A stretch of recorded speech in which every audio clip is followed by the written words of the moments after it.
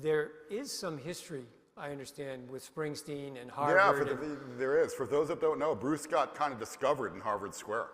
Like the biggest moment for Bruce, and I don't know if there's anybody here who was of the era and vintage that was at that show, but in 1974 he opened for Bonnie Raitt at the Harvard Square Theater. And that's where John Landau, who was at the time author and writing for Rolling Stone, said, "I've seen rock and roll's future, and its name is Bruce Springsteen." And a few months later, he was on the cover of Time and Newsweek in the same week.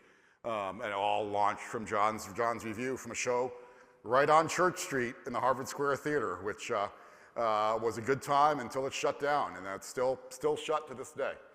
So maybe somebody will also get inspired and turn it back into something where we can discover the next Bruce.